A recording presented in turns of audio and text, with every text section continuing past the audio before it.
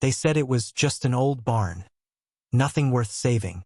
So when the HOA rolled in with bulldozers and tore it to the ground, they expected me to stay quiet. But that barn wasn't just a structure. It was my grandfather's last standing legacy, built by hand, beam by beam, decades before the HOA even existed. I was angry, but what I found next made me dangerous. Buried in a weathered file box deep in our attic was a century-old treaty, signed, sealed, and still legally binding, that changed everything they thought they controlled. And when I brought it to court, the entire neighborhood watched their authority crumble. What would you do if your land never legally belonged to them in the first place? My grandfather's land sat on the edge of a sleepy, sun-drenched town that hadn't changed much in 50 years, until the HOA moved in. For most of my childhood, weekends meant escaping the city and driving out to that quiet stretch of earth. The road would narrow into gravel, the trees would thicken, and just before the treeline opened, you'd see it, his barn. It wasn't flashy, just weathered red paint, a crooked weather vane, and the kind of lean that only time can create. But to us, it was sacred. That barn had stood for nearly a century, built by my grandfather's hands after he returned from the war. It had once housed tools, horses, even a makeshift shelter during a wildfire. It was part of the land, part of him. When he passed, the land came to me. I didn't move there right away. I had a job in the city, but I kept it maintained, paid the taxes, and spent time there whenever I needed to breathe. Then the housing boom came. New development crept closer. What used to be fields turned into cul-de-sacs. Neighbors who had never lived in the county before suddenly had opinions about the eyesore down the road.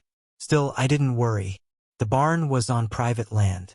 My grandfather had always been clear about the property lines, and I had the documents to prove it. But one morning, during a short visit, I noticed something odd.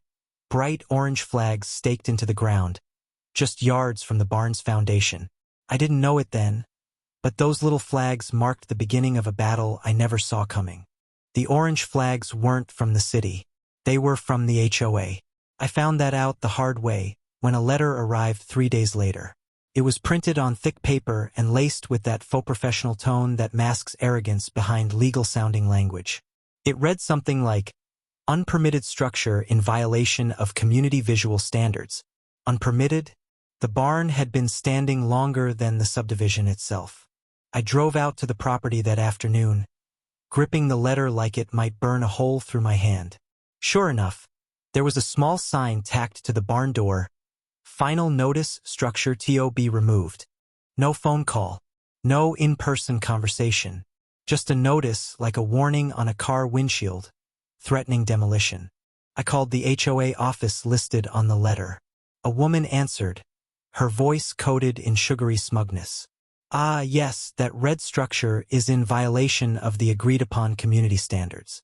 It's unsightly, and it doesn't comply with Article 12, Section 5B.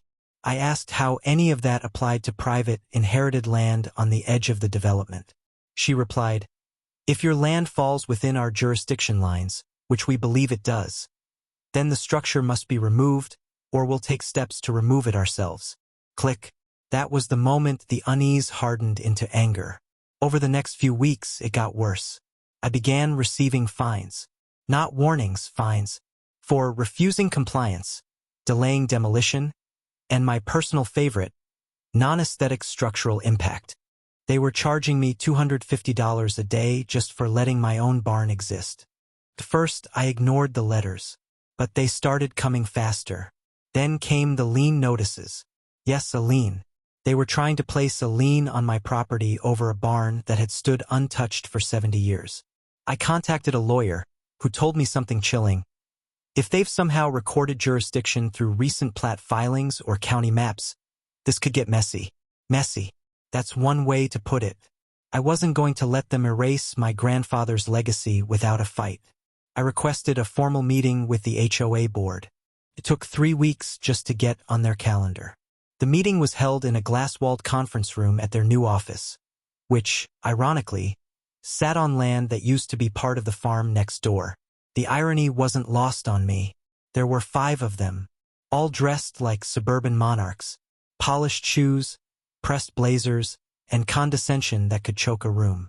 I presented photos, tax records, and property documents showing that the barn predated the HOA by decades.